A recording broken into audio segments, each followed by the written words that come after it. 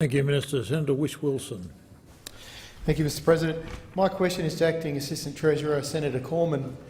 Is the Senator aware that at the Senate inquiry into the changes to the future of financial advice legislation, a witness representing the Australian Bankers Association stated that they had an expectation, based on consultation with the current government, that changes would be made or technical amendments would be sorted out prior to the 1st of July.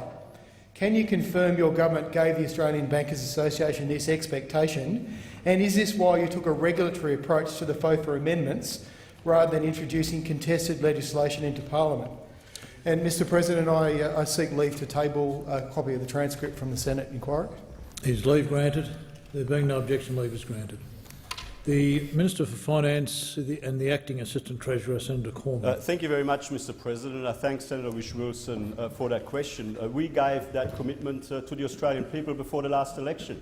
And indeed, the commitments that we made at the last election to improve our financial advice laws were first announced back in March 2012, more than 2 years ago. They were, of course, based on the findings of the Joint Standing Committee on Corporations and Financial Services into Labor's FoFA laws. We said at the time very transparently that Labor's FoFA laws had some good bits in it, but also had some very bad bits in it. And we said we would keep the good bits, like the requirement for advisors to act in the best interest of their clients, and that we would get rid of the bad bits, and that we would fix the uncertainty that came with sloppy drafting by the previous government. We've said that transparently on the record for 2.5 years. So the Bankers Association, the Association of Financial Advisors, the Financial Planning Association, the Financial Services Council, the Industry Super Australia Association, I mean, all of them can't possibly be surprised by what we were going to do, because we laid it out very clearly in the lead-up to the last election. It was part of our policy, and indeed on the 20th of... Senator Whish-Wilson, a point of order. Point of order, Mr President. I asked specifically whether the guarantee was given to the Australian Bankers Association for the changes to be made before the 1st of July this year. Senator Whish-Wilson, you had 3 components to your question. You said, is the minister aware, can you confirm, and is this why? And it was a very wide-ranging question. The minister is directly relevant. Minister, you have the call. Thank you very much, Mr President. Well, what we have done is we have consulted widely in opposition. We have consulted widely in government, and of course we've consulted with a range of organisations, as you would expect us to do, including with the Bankers Association. And the Bankers Association, along with the Financial Services Council and other organisations, along with what was then the Industry Super Network and is now Industry Super Australia, along with all of the Australian people, because it was transparently part of our policy. And just to remove any doubt, on 20 June I released a 5-page statement which seems to have escaped the notice of the Shadow Treasurer and the Shadow Minister for Financial Services and Super, because they somehow think that the regulations which took effect on 1 July were a surprise. Well, they were actually based on a very thorough and Thank you, Minister. The process. time for answering the question has expired. Senator Whish-Wilson, supplementary question. Further supplementary. The FoFA laws were designed to restore confidence and trust in the financial services industry, which was also highlighted today as a key objective in the Financial Systems Inquiry Interim Report. Why has the government rushed through FoFA regulations before the Financial System Inquiry final report?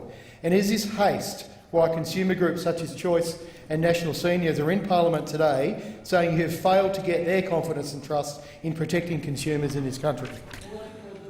Order, Senator Cameron. Minister.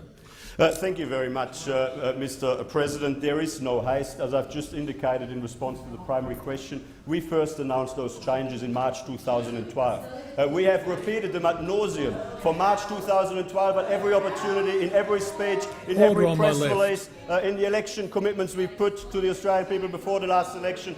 Senator Sinodin has consulted widely across industry on an exposure draft of the legislation and the regulations. And of course, in March, when I came back into this position on a temporary basis as the acting Assistant Treasurer, I paused implementation of the regulations at that point to conduct some further consultation. The Senate Economics Committee inquiry, chaired by my good friend Senator Bushby, investigated those particular changes and recommended that they be passed by the Senate.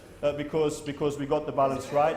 I mean, we have been so transparent all the way through about what we're doing in the national interest, and that is keeping the consumer protections that matter, but cutting the red tape that is just pushing up the cost of advice. Thank you, Minister. The time for answering the question has expired. Senator Whish-Wilson, final Further supplementary question, Mr President. On the subject of deals, the Palmer United Party have commented to the media today that they've been in discussions with the government on potential changes to the FoFA regulations. Has a deal been struck between Palmer United and the government to prevent a disallowance on the FoFA regulations, and what are the details of discussions between the government and the Palmer United Party? Minister. Well, thank you very much, Mr President. And as always, I'm an open book, Senator Whish-Wilson. I'm an open book. I said last week that I wanted to talk to our friends on the crossbench, and I've been doing that. Order on my left. I mean, our friends on the crossbench, whether it be the good senators representing the Palmer United Party, or whether it be the good Senator Ricky Muir, whether it be Senator Bob Day or Senator David Lynham, of course I want them to be properly briefed on what we're actually doing, rather than what the Labor Party and the Greens are misleading people into believing that we're doing. And of course, what I have done, because unlike the Labor Party, I've got to say that the Palmer United Party has engaged with the government in a very positive, in a very constructive way, and I have welcomed the engagement with the Palmer United Party. And in terms of how Order that on my left.